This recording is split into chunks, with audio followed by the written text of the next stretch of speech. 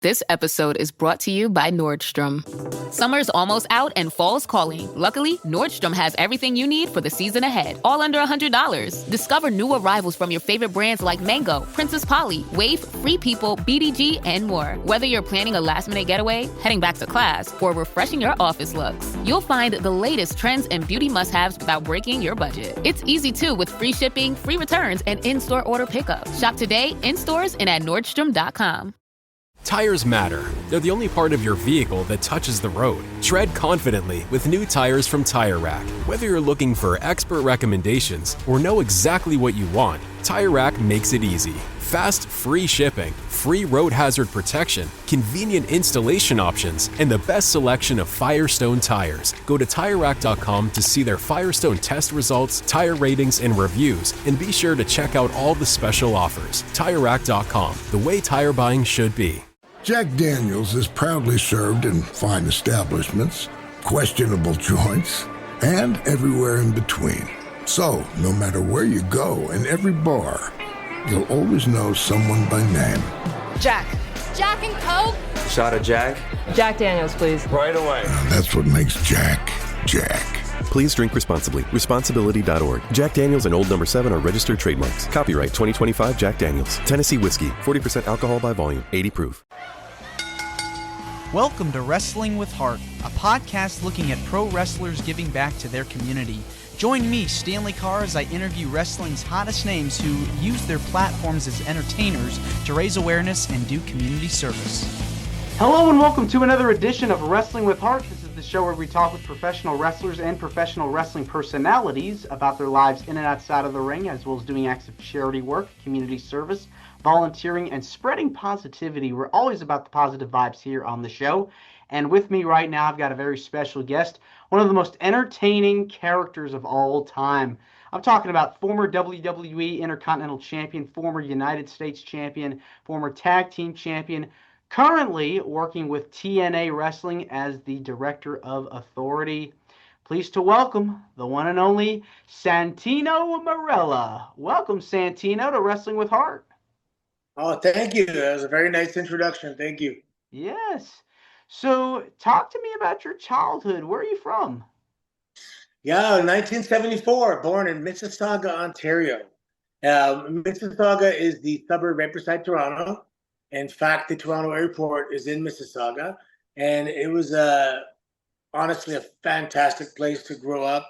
It was all a lot of first-generation Canadians. So a lot of our parents, especially my high school, very high percentage, if not 90%, of the students' parents immigrated to Canada. And it was a Catholic school, so it would have been countries, like Poland and Malta and Italy and Portugal, Croatia, a lot of the European countries that were Catholic. And it was awesome, man. It was just really, it was a great time. The population was just right, there was no internet, and growing up, it was a brand new neighborhood that my parents, they bought in the subdivision in 1982. We moved in, so we were like the first families on a beautiful street with like 20 houses on it, and we were outside all the time, down in the parks and the creeks and the forests, and played a lot of ball hockey. Childhood was amazing, man. Back then, you could go on crazy adventures, and as long as you're home by the time the lights went on, you were good. Oh, man. So you seemed like you definitely had such an exciting childhood, getting to do so many different things. Was wrestling always something you enjoyed as a kid? No, so it's interesting. I saw a Bruce Lee movie somewhere, and I saw some Kung Fu movies somewhere, and we used to watch pro wrestling. And I knew that I was some kind of an artist, and I knew that I wanted to be some kind of martial artist. So I remember just, asking my mom to put me in something, and she happened to pick judo.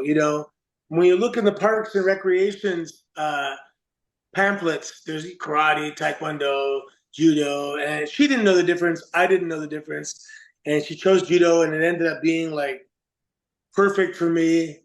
Grappling in general is I think the best thing to put your kids in. It develops confidence and strength and coordination and the whole metaphor of, falling down and getting back up. That is exactly what judo is. You're getting thrown and you're getting back up, and you're getting thrown and you're getting back up. And it's just a perfect martial art for life in general. Yeah, it's definitely somebody that has taken karate classes and has been in martial arts for many years. I can definitely relate to that. Being able to put your body through so much, and it is good exercise, and teaches you a lot of life lessons as well, like you're talking about, being disciplined and respect and humility, and getting able to work with instructors that really care about you and what your goals are. Definitely sets you up for success for sure. Yeah, there's great people involved, the coaches, the volunteers. So, I live in the province of Ontario. So we would go to a lot of Judo Ontario tournaments and I started when I was 9. So 9, right through university, I was a judo athlete. That was my identity, was just I was a judo guy. And when I look back, I'm like, man, those are some of the nicest people to be around and to grow up around. And I didn't know it at the time because I had nothing to compare it to. But yeah, the judo community is awesome. I'm sure a lot of those techniques and moves helped prepare you to become a professional wrestler. Um, when did you kind of figure out I want to be in the industry? Yeah, so I always had an interest. And after judo class, we'd always play around and like pretend we were professional wrestling. But because I did judo and judo's grappling, I also did amateur wrestling in high school and university, and I excelled because it's because of the overlap. Throws and pins. It's grappling is grappling, right? Which any way you want to, whether it's sambo or jiu-jitsu or catch wrestling or judo, or it's all grappling. And in university, there was a guy on my team who's to this day one of my good friends. His father, who ended up being my first coach, was Don Koloff, and he wrestled in the Calgary Stampede and WWF a little bit. And when I heard that his dad had like a school in Toronto, I was just like, oh my God, I think I just found my destiny, And, like, because that's the thing, you see it on TV, but how do you even think of getting there or doing that, So when I made that connection, I knew it was going to be a game changer with regards to my life. Yeah, I mean, definitely a lot of that stuff, kind of goes hand in hand with the martial arts. Did you feel it was easy to make that transition? Did you feel like it was Yeah, I mean, harder? I was very comfortable with falling because of all the throws in judo. I was very comfortable with just the moves in general. I actually had to um, slow down, because my judo throws are very explosive and very, very fast, So I had to slow them down a little bit. And so normally in judo, I'm used to throwing people when they're resisting, and now I'm learning to throw people when they're helping. So I really had to dial it down in terms of my throws. Um, but that wasn't, yeah, that didn't take too long. Were there any pieces of advice that your trainers gave you that you apply to today with coaching at your school?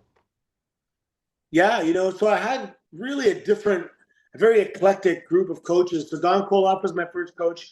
Yuki Ishikawa in Japan was my second coach. And then I had, Rip Rogers was probably my most influential coach. And then Al Snow was one of my last coaches before getting to the WWE. And then when you get to the WWE, you have so many mentors. I would sit and talk to Arn Anderson all the time, Mike Rotunda, Fit Finley, Ricky Steamboat, Ric Flair, Sean. The list goes on and on. Triple H, and they would give you. They weren't coaching like because at this point you're already coached, but they'll give you little tweaks, little tidbits of advice just to make something a little bit better. And those small details, man, they go a long way. Yeah, I mean, I find the backstory to your character to be so fascinating. You make your debut in Milan, Italy, as a fan, and Umaga is in the middle of the ring with Vince McMahon, basically having an open challenge for the IC Championship, the Intercontinental Championship, Yeah. and you get chosen to face him in the middle of the ring, and very few people that are watching the show do not have a clue that you're not actually Italian. Right? Yeah. Yeah. So I would drive in 2002. I worked downtown Toronto, so I would drive every day in traffic, and it was over an hour and a half, somewhere between there. And I listened to an audio tape of Italian while I was in traffic just to kill some time, you know. And they called me and they said, "Hey," because I was in developmental already. I was already signed to the WWE, but in a developmental capacity. And Vince had this idea for someone to come out of the crowd in Italy. So they looked at the roster and they're like, "Does anybody here? Is anybody Italian?" And Mike Bucci, who was Nova from ECW, he was he was in talent relations and he knew me, so he knew that my real name was Anthony Corelli, which is very Italian. And so they called me and they're like, "Can you speak Italian?" So I just recited a few lines from the tape I would listen to in traffic, and it was enough to, get the opportunity and go to Italy and play this character.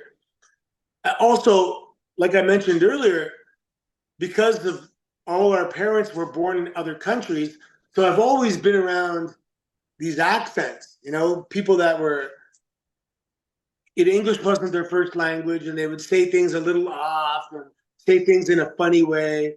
So really growing up in that neighborhood, Mississauga, in the 80s and 90s, with all these European people, it really gave me tons of material with regards to building the character, and developing the character of Santino.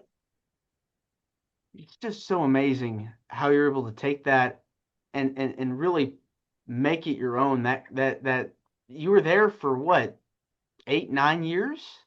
10 years. 10 years. It's amazing. You had angles with Beth Phoenix, Maria, even getting to do that whole WrestleMania bit where you played your sister, Santina, in the battle. How did they come up with that? I mean, that's just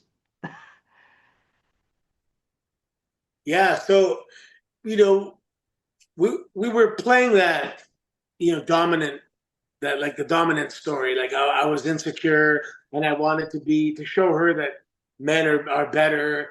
So I was going to dress up as a girl, sneak into the women's battle royal, win the battle royal, and then, say, haha, men are better athletes. And it was supposed to be a one-off, to be honest. But it ended up being so funny. We did it for like 3 months, I believe. it's crazy. I mean, we talk about some of the angles that would not fly today. Right. That was it's hilarious like looking back and watching that because you were doing some incredible character work, being able to pull that off. And so you win the Intercontinental Championship. You win the United States Championship. Describe the feeling, what goes through your mind. Well, it's funny because, it's not real competition with regards to the actual match themselves, but you are competing with the rest of the roster to be a champion and to be in a featured segment on the show, and to be a fan favorite. So when the company recognizes where you're at and gives you a title, it does satisfy that competitive part, because you're competing against everyone in the locker room wants to be a champion. So when you get it, you're winning that title, you know. not from the actual match itself, but from everything else outside. Your work ethic, your relationship with the crowd, your attitude, how good you are as a wrestler, the general connection and popularity that you have. You know, that's you have to work really hard to do all that stuff. So it's a great recognition when you get a title for sure. It definitely is. I mean, you were one of the final two men in the Royal Rumble in 2011. You even got a spot in the Elimination Chamber, which was incredible. I gotta ask, I think one of the favorite things that you have done was create the Cobra move, signature move. How did that come about? Oh man, when I was living in Japan in 2004, at the original Battle Arts, I believe one of the partners. So he was one of the partners of Battle Arts. He just we were in a bar, we were having dinner, and he just showed me this funny thing he would do with his hand, where he'd like make it into this little puppet thing, and he'd make it, and it wasn't exactly like the Cobra, but he transformed it like that, and would do this. It was like a little, almost like a wooden puppet or something, and that was it. He showed me a couple times. And then I didn't even think about it for like 5 years. And then one time I was in a match, I believe it was Atlanta, and it popped into my head. And I said, "Oh, I'm going to try something." I was talking to John Cena. I said, "Watch my match. I'm going to try something." So during the comeback, I was doing punch, punch, punch, and then I did this thing where I turned it and I hit him with it, and the audience laughed right away. And normally they got to see it on TV a few times before they gotta get into it, but they loved it right away. So we knew we had a winner, and then at first it was like a Cobra, and the guy would turn, and I would do like a schoolboy. I think it was William Regal who he bumped off it, and then ended up being the finish. And I was only doing it on live events. I wasn't doing it on TV but every time you have a live event, the producer writes a report. And then Vince was reading the reports, and he kept hearing this move, the Cobra, the Cobra. So we came to TV one day, and I remember, I think I was fighting Zack Ryder, and Ricky Steamboat was the producer. He's like, "Yeah, Vince wants to see the Cobra." And I'm like, "How does he even know about the Cobra?" And that's when he told me. He's like, he reads the reports. And I'm like, "Oh my God, okay." So we did the Cobra. And then within a month's time, it was already so popular. And which was crazy. It just spread like wildfire.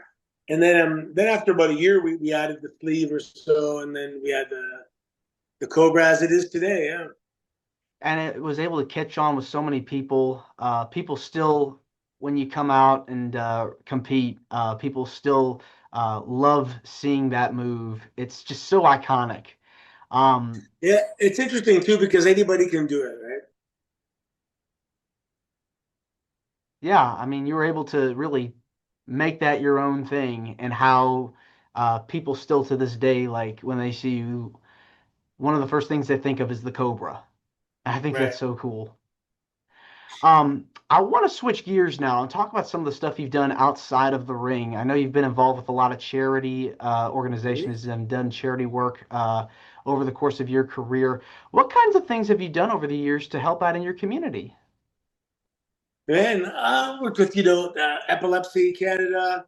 When I was living in Florida, the Joshua House for kids that had to be taken out of the home. Of course, we always do stuff with breast cancer awareness. Yeah, I mean, marginalized communities. We help teach them wrestling, and at Battle Arts Academy, we often have programs where we work with kids. And then I just do charity events. If somebody invites me to do a charity event. But that's about it with regards to that. I kind of just do our own stuff in the community, to be honest, instead of kind of joining in other people's charities. I like to do stuff myself. I did a lot of cancer awareness as well. And we had a program that was really helping develop raise money for Parkinson's as well. There are tons of charities. That's the hard part, right? Like if you really get into charities, you end up being like so many different charities. We did Do the you have Wounded Warriors, um, MS. Yeah, there's a lot of charities out there. do you have a particular favorite moment or memory that you have of helping out during a particular cause? Man, the Joshua House, when I did that in Tampa, that was pretty. It's kind of hard. It's hard, right? It's difficult. These kids have been taken away from the home because of abuse, and you see these innocent little kids, and it's just like, who the heck would do this? There have been times when I went to the kids' hospitals, and those were always, as a father, they're very tough to watch these children, and the children are putting on a brave face, man. The situation is not good, but some of them don't even know better because they've been in the hospital since they were born, and they just they smile and they tough it out. Yeah, it's tough when it's kids. It's just hard, right? Because they're so innocent. Yeah, I mean, you just never know what somebody's going through, if somebody's struggling or if somebody's sick. I mean, it kindness just goes a long way, and just makes somebody's day when you're lifting them up, when they've been through so much. I mean, you've definitely been involved with so many things. What is it about giving back that just gives you the most joy? Yeah, I mean, it's just that I've been super blessed in many ways. Like my parents are awesome, and my neighborhood was awesome, and being an athlete was great, and just my whole WWE career, and it's just great friends, and I'm healthy, and you just gotta, yeah, try and help. I'm a big advocate on helping people, adopt healthy lifestyle choices, and just trying to be a mentor to some of my students. Because if you don't give back, what's the point of all the success? It's not to be selfish. So it's like if in a world of darkness, if you have a candle, you're not going to hide it, right? You're going to lift it up for everyone to see. So that's my philosophy. Yeah, it's a definitely a good one to have. I mean, what kinds of things do you teach your students? Any words of wisdom Yeah, that, no, I teach everything. Like the pro wrestling part is just one piece of the pie, right? It's how to conduct yourself, um, how to think. For example, when I got eliminated in 1 second from the Royal Rumble, that could have been a moment where I would have been like, "Oh, this sucks. I'm getting eliminated so fast." But just to put a positive spin on it and create an opportunity out of it, and I turned it into a record-setting moment that's still talked about today. So perspective is everything. Being grateful is super important. Understanding that it's a long-term game, and if you are feeling frustrated that things aren't happening, that's normal because there should be some frustration because if you're hungry enough, you want things now, but you have to be you have to have mental fortitude and stick to the game plan. And yeah, so I help with everything from diet and training to helping them with their gear, helping them with life advice, and it's like teaching them the actual pro wrestling part. That's just like one sliver of the pie. yeah, I know. It's just so many moving parts, so many things that go into uh, this thing that we have called life. And your daughter, Ariana Grace, is now wrestling in NXT. Uh, what made her decide to pursue the industry? Were you encouraging? Yeah. So in the beginning, I knew she'd be on television in some capacity. She just had a great presence, and she's very articulate and pretty and smart, and she's like the whole package, right? And then when she finished her university degree, it's kind of hard for me to not to want to at least put it on the table because it has done so much for me and offered so much for me in terms of being able to provide a certain standard of living, but also to get to travel the world and become a fixture in the community. And it's just, anyway, it's a job that's so fun, and it has so many trickle down benefits from just being on television that it would be silly for me not to, offer her that. Also, plus, it's so hard to make it, but if you have a foot in the door, your dad was in the WWE, might as well take advantage of that, and she did. It didn't get her the job, it just got her an opportunity, and she seized the moment, and she's working really hard, and she's every time I go down there, the coaches tell me how much they love her energy, and she's the hardest worker in the room, and they love having her there. So it's nice to hear that. Yeah, I mean, I know you're very proud of her, and I'm sure she's going to do very big things in the future. Um, let's talk about your school, the Battle Arts Academy. What made you decide to start up your own school? Yeah. So back in 2013 when I opened it, I knew my neck was the end was coming. So I wanted to have a business up and running when that time finally came. So we opened the gym in 2013, and I ended up having neck surgery in 2014, and I stayed with the company until 2016. So yeah, that was the idea. Life after wrestling, and you should, as you're also planning for a wrestling career, you should also be planning for a post wrestling career as well. Because for some people, it's only a couple of years, or for some people, it's 7. For some, it's 20, and you don't know which one that's going to be. You might get injured, you might just get fired, or whatever. You might not connect with the audience the way they want. So there's a lot of reasons why your career might come to an end, but you got to be ready for that when it comes. Yeah, and I trained at the original Battle Arts in Japan. So I kind of, from all my travels and all my experiences, I just kind of put everything. I took little things that I liked from here and there. I bit my tongue, and I made my own dream facility. So it was the kind of facility that if I walked in when I was like 16 years old, would I be like, oh my God, I love it here. I want to be here. And that's what it created. We have fitness programs, and we have kids classes, and jujitsu and wrestling and boxing, and then we have pro wrestling, and the building transforms into a venue, and it's we do a lot of things out of there. We definitely do a lot, from retail store and physio, and I mean we do a lot. I didn't even realize the scale and scope of it because it's the first business I ever started, and because people would see it, they're like, "Oh, damn! Like you really went for it." And I was like, "I don't know, did I?"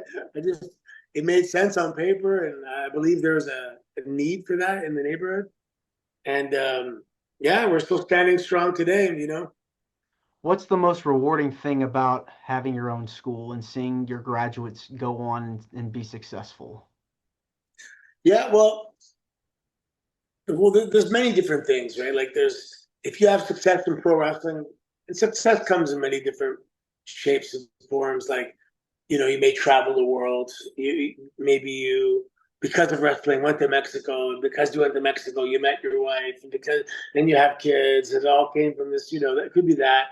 A lot of times, people coming in these transform their lives. They lost weight and they gained confidence. And because of that, they had a better social life, and they had more success at the workplace, and all the trickle down effects from just being in better shape and having more confidence. So, and there's a lot of kids there. We've been there 12 years. Some kids started at like 11 years old, and now they're 23 years old. And to watch them grow into good, from good kids to good young adults, that's really rewarding. Yeah, I mean, I'm sure you get like a lot of people that come up to you years later and thank you for Right. helping them. Yeah. You're a part of that. You're a part of their journey. Yeah, absolutely. Ah, man, it's always good to pay it forward to the next generation. Kids are I'm the big on future. paying it forward. Yeah. Santino, this has been wonderful getting the chance to speak with you. I want to say thank you so much for coming on to Wrestling with Heart. It means a lot to me and to my listeners and viewers that are watching this on YouTube. Where can people find more about you on social media and find out about your school? Yeah, I am on Twitter. It's the Milan Miracle. And sorry. On Twitter, it's Milan Miracle. On Instagram, it's the Milan Miracle. And yeah, and then of course Battle Arts Academy. I think it's Battle Arts Academy BAA on Instagram. And yeah, if you want to become a professional wrestler, we can definitely help you with that. And if you want to become an MMA fighter, we can help you with that. And if you want to be an Olympic wrestler, we can help you with that. And there's, or if you just want to get in shape, and be the best version of yourself, we can help you with that too. All right. There you go. There you have it. Thanks again, Santino, and you're more than welcome to come back. Oh, thank you so much. All right. Take care. This is Wrestling with Heart. I hope you found this podcast to be informative and entertaining. If you did, please hit the subscribe button and look out for the next edition.